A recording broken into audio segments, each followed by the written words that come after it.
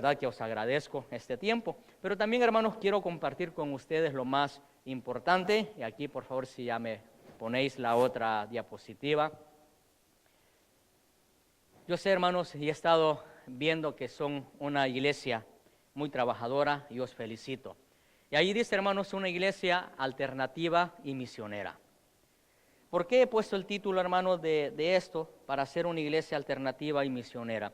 Hermanos, hoy en día, lamentablemente, podemos ver a través del mundo, yo lo veo en España, lo veo cada vez que voy a El Salvador, bueno, llevo muchos años de no ir a El Salvador, pero lo he visto cuando he ido, lo veo cuando vengo aquí a Estados Unidos, lo he visto a nivel mundial, que lastimosamente la iglesia del Señor, hermanos, cada vez está perdiendo la convicción realmente de predicar lo que está en este libro.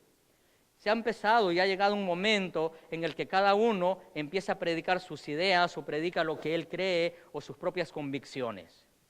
Entonces, hermanos, y han salido tantas herejías hoy en día o tantas enseñanzas que no son correctas. Y yo os quisiera preguntar a vosotros en esta tarde, ¿qué tipo de iglesia queréis ser vosotros? ¿Queréis ser una iglesia tolerada?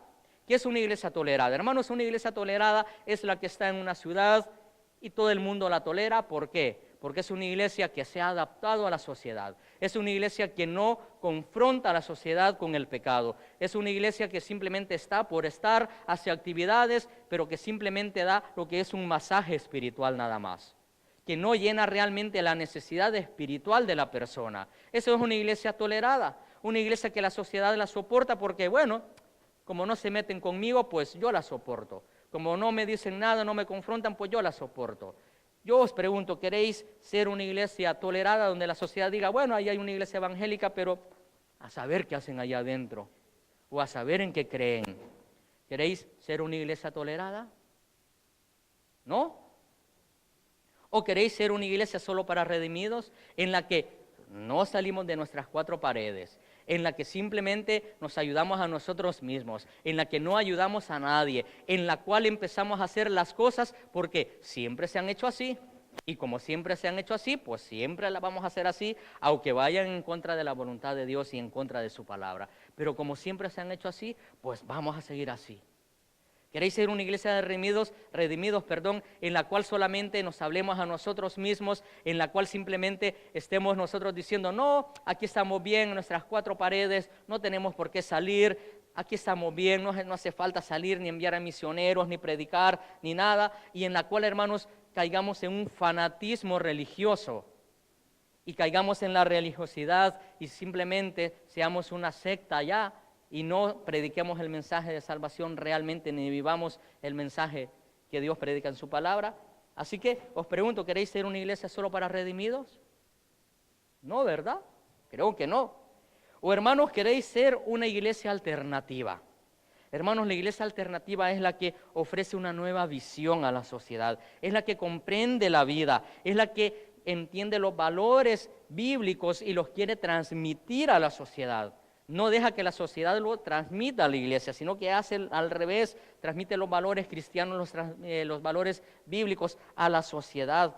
Una iglesia donde se practica el amor cristiano, donde hay oración, unidad, donde nos preocupamos por nuestros vecinos, nuestros amigos.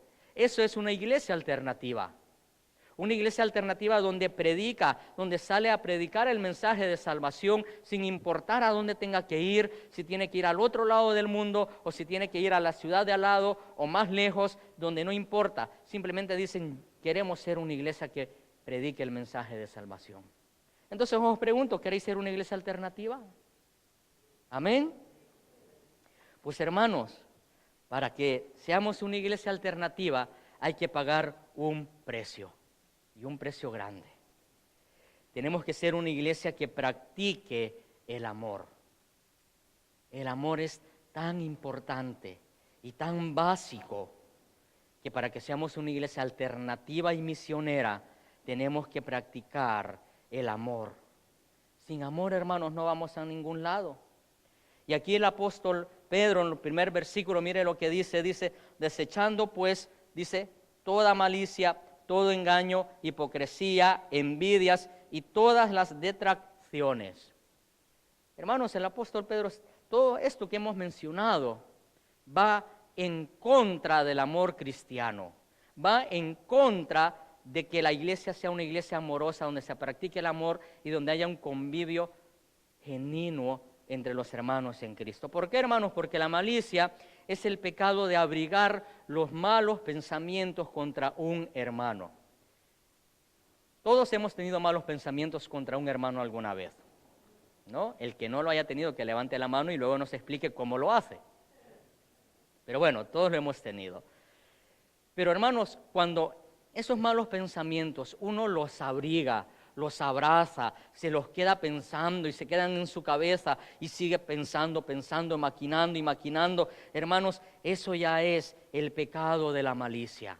Ya le estás haciendo daño a tu hermano. ¿Por qué? Porque entonces tú empiezas quizás a buscar un complot, a buscar a compañeros que te ayuden para empezar a hablar contra tu amigo, ¿no? Entonces empiezas a hacer esto. Hermanos, la malicia nos lleva a un momento de algo que se llama el antagonismo. Y el antagonismo es la oposición al liderazgo, a la oposición de la iglesia, a la oposición de cualquier cosa que un hermano hace. Entonces, el primer pecado que tenemos que sacar de nuestras vidas a nivel de persona y de iglesia, si queremos ser una iglesia alternativa y misionera, es sacar la malicia. Luego también el engaño, hermanos. El engaño es dar apariencia a la mentira, pues hacerla creer que es verdad, ¿no?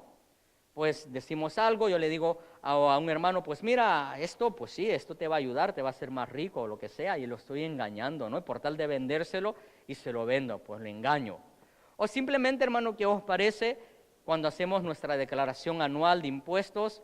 Porque todos amamos Hacienda, ¿no? Y a todos nos gusta pagar nuestros impuestos, pues entonces somos tan sinceros que no mentimos y pues cambiamos los números. También eso es parte del engaño. Cualquier tipo de engaño, la hipocresía, hermanos, muchas veces queremos ayudar a las personas, pero cuando realmente lo que queremos es buscar nuestro beneficio propio y no realmente el beneficio de la persona a la que estamos queriendo ayudar. O simplemente, hermanos, aparentamos lo que no somos. Aparentamos que aquí el domingo venimos, levantamos nuestras manos, cantamos con alegría, con gozo, pero cuando salimos de esa puerta, Dios nos libre, ¿no? De acercarnos a ese hermano, porque no vivimos una vida espiritual realmente como tendríamos que ser.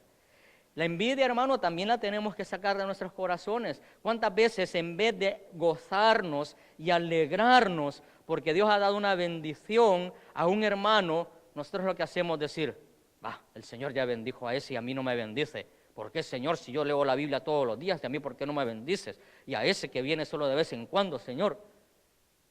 Lo hacemos muchas veces, también tenemos que sacar eso.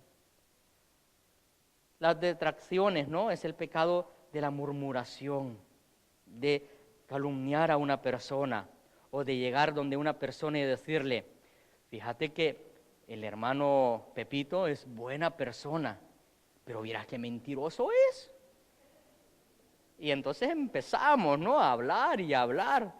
O simplemente, pues, la famosa frase, no, contame porque es que quiero orar por ti.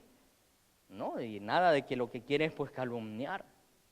Hermanos, todos estos pecados nosotros los tenemos que sacar. Así que, hermanos, una iglesia que deseche todo pecado. Si queremos ser una iglesia alternativa y misionera, tenemos que sacar todo pecado de nuestras vidas. Una iglesia, hermanos, que desee. ¿Y qué es lo que tiene que desear una iglesia viva? Que tenga vida, que quiera practicar el verdadero evangelio. Versículo 2, mire lo que dice. Desead como niños recién nacidos la leche espiritual no adulterada, para que por ella crezcáis para salvación. Hermanos, tenemos que desear cada uno de nosotros la leche espiritual verdadera. Tenemos que crecer espiritualmente cada uno de nosotros. Buscar la palabra de Dios cada día, meditar en ella. Desear, no desear simplemente puras emociones. Hermanos, en las iglesias donde solamente se practican las puras emociones y donde solo se habla de puras bendiciones, están llenas. Pero no saben nada de la Biblia, no crecen nada espiritualmente. Hermanos, nosotros busquemos como niños recién nacidos el hecho de buscar algo espiritual sano, para que seamos una iglesia alternativa. Hermanos, una iglesia que se acerca a Él, el versículo 4, dice, acercándoos a Él, piedra viva, desechada ciertamente por los hombres, mas para Dios escogida y preciosa. ¿A quién nos vamos a acercar, hermanos? A Jesús. Nos vamos a acercar a Él. ¿Y cómo nos vamos a acercar, hermanos? Viniendo a la iglesia, claro, estudiando su palabra, estudiando, teniendo estudios bíblicos, discipulados. Hermanos, es una forma también de podernos acercar a Él, pero lo que el apóstol Pedro está diciendo es que realmente nos acerquemos a Él de una manera en la cual dependamos absolutamente solo de Él y de nadie más. Hermanos, en la que simplemente nuestra fe esté depositada solamente en Él y no en la iglesia, ni en nuestro pastor, ni en nuestro hermano en Cristo, sino que solamente en Jesús. Que nos acerquemos a Él porque Él es la piedra viva. Seguimos adelante. Una iglesia, hermano, espiritual y de sacerdocio. Versículo 5 dice, vosotros también como piedras vivas, sed edificados como casa espiritual y sacerdocio santo. Hermanos, nosotros tenemos que ser piedras vivas en esta iglesia. Hermanos, una iglesia donde los propios creyentes son piedras muertas, por decirlo así, es una iglesia que nunca va a crecer, una iglesia que jamás va a progresar. Siempre va a ser una iglesia que va a tener problemas, problemas y más problemas. Pero hermanos, si realmente somos una iglesia espiritual, de piedras vivas y de sacerdocio, donde cada uno de nosotros hacemos realmente el papel que nos toca como sacerdotes, seremos una iglesia viva y que saldrá adelante. Hermanos, en la antigüedad, en el Antiguo Testamento, podemos ver, ¿no?, que antes solo los levitas podían ser los sacerdotes y que solamente ellos podían llegar al trono del Señor. En cambio ahora nosotros somos sacerdotes, cada uno de nosotros nos podemos arrodillar ante su presencia. Y lo más importante, ser buenos sacerdotes y predicar el mensaje de buenas nuevas y de salvación, que es lo que las personas necesitan hoy en día. Entonces, hermanos, en el primer punto, una iglesia que practica el amor, entonces hay que sacar todo pecado. Una iglesia que desee la leche espiritual verdadera, que se acerque a Él y que practique que sea una iglesia espiritual y una iglesia de sacerdotes. Hermanos, una iglesia que conoce la palabra de Dios y que su ángulo sea Cristo. El versículo 6 dice, por lo cual también, dice, contiene ¿el qué? La Escritura. Hermanos, tenemos que ser una iglesia en la cual se enseñe la palabra de Dios a los niños desde pequeñitos. Yo estaba por ahí en la segunda fila, ¿no? A mí siempre me gusta porque me recuerda de cuando yo era niño. No sé por qué, pero a los niños siempre les gusta sentarse en las primeras filas. Y cuando yo era niño, pues a mí me gustaba también. Ya cuando fui joven, pues atrás, ¿no? Para estar ahí distraído, qué sé yo, pero son cosas que va pasando, ¿no? Entonces a mí me encanta ver a los niños ahí. En mi iglesia se ponen siempre en la primera fila, ya solamente falta poner ahí reservado el rotulito, ¿no? Porque es entrando y ahí se sientan, ya nadie los puede quitar de ahí. Entonces, hermanos, tenemos que ser una iglesia donde la palabra de Dios sea la prioridad. Donde la palabra de Dios, hermanos, sea la que realmente nos guíe a cada uno de nosotros, donde nosotros le enseñemos. Segunda de Timoteo 3, del 16 al 17, dice, toda la Escritura es inspirada por Dios y útil para enseñar, para redarguir, para corregir, para instruir en justicia, a fin de que el hombre de Dios sea perfecto, enteramente preparado para toda buena obra. Hermanos, la palabra de Dios tiene que ser nuestro guía. Tiene que tener la prioridad en nuestras vidas. Hermanos, antes de que nosotros tomemos una decisión como iglesia o que tomemos una decisión a nivel personal, la prioridad tiene que ser esta y esta palabra nos tiene que guiar. Hermanos, cuando hay un problema en la iglesia, ¿en qué nos tenemos que basar? ¿En nuestro intelecto personal? ¿En nuestra sabiduría? ¿En nuestra opinión? ¿O en la palabra de Dios?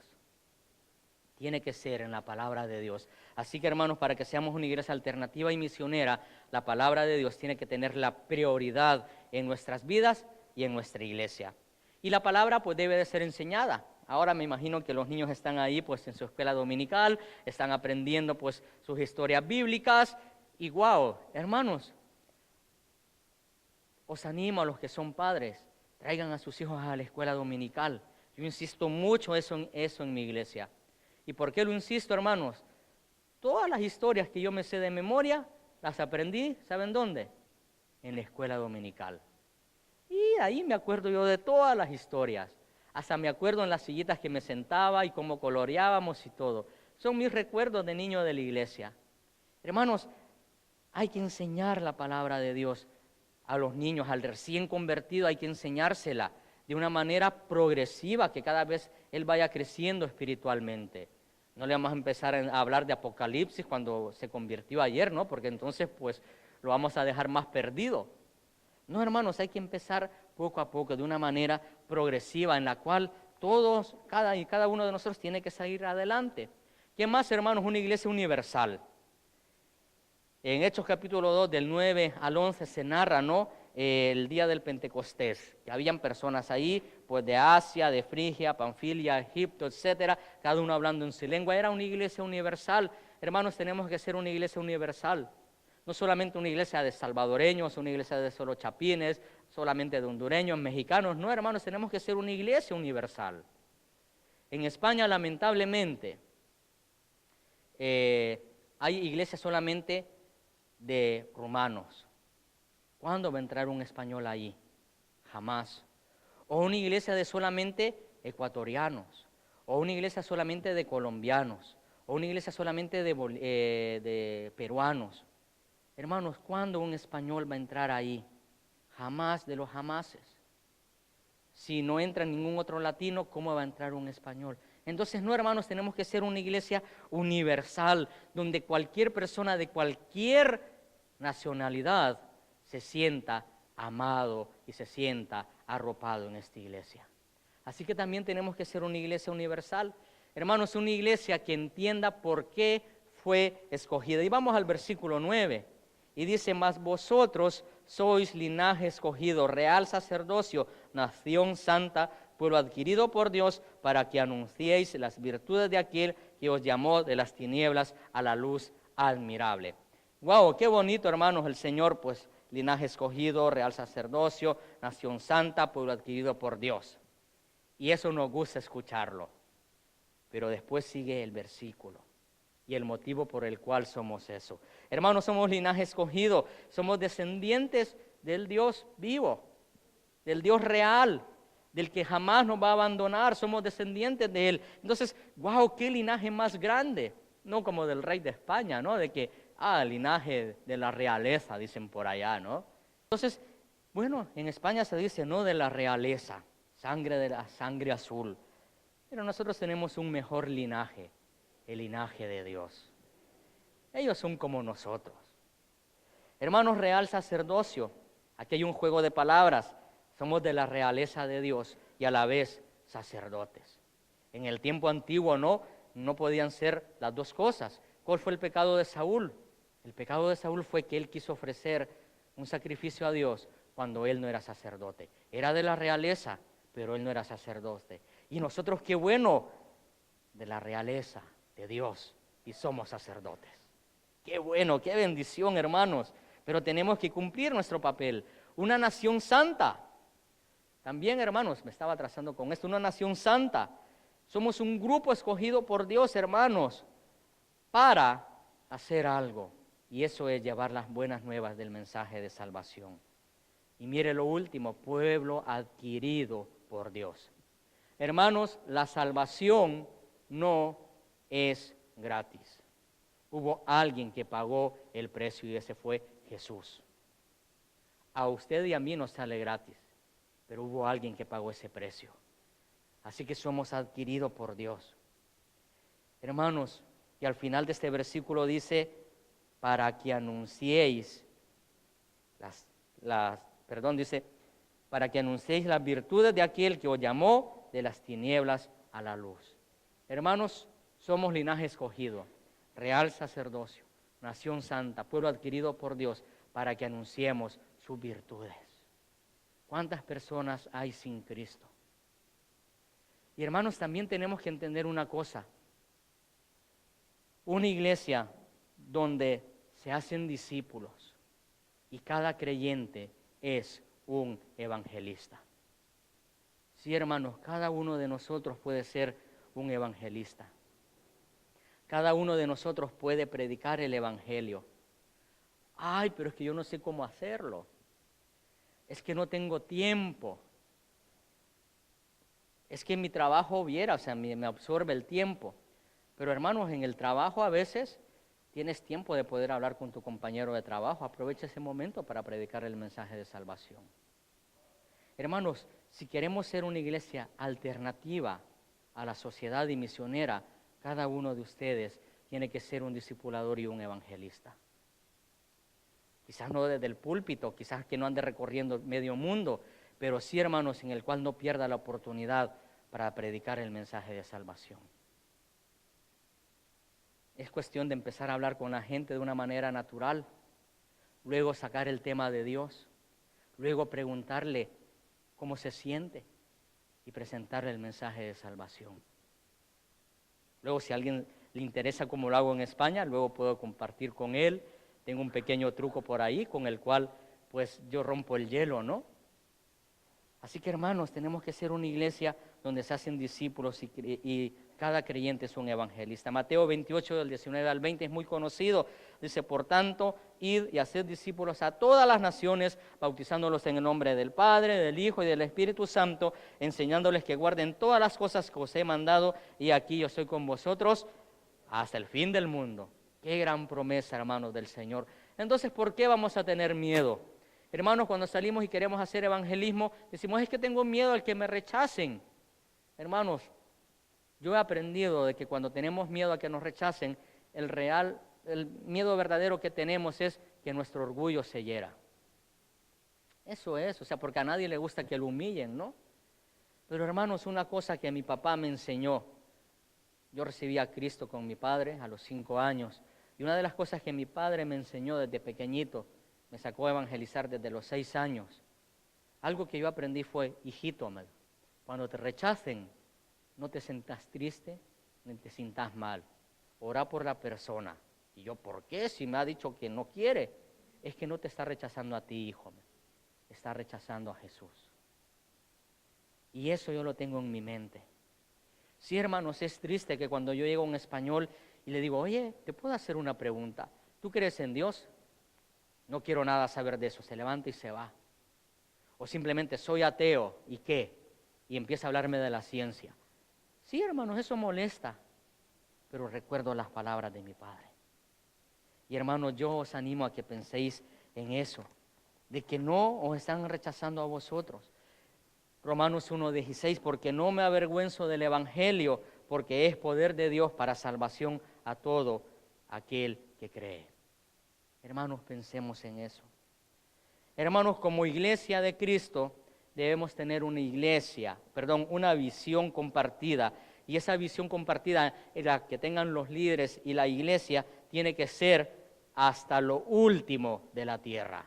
Nuestra visión, hermanos, tiene que ser, lo repito nuevamente, hasta lo último de la tierra. Tenemos que ser una iglesia que practique el amor, una iglesia, hermanos, que conoce la palabra de Dios, una iglesia universal para todo el mundo, una iglesia que entienda por qué estamos aquí, una iglesia que discipula y donde cada uno de sus miembros es evangelista. Así que, hermanos, proclamar el mensaje de salvación hasta lo último de la tierra es la tarea de esta Iglesia Bautista Hispana. Así que os dejo este reto, hermanos, que seamos una iglesia que vayamos hasta lo último de la tierra. Que Dios les bendiga, hermanos.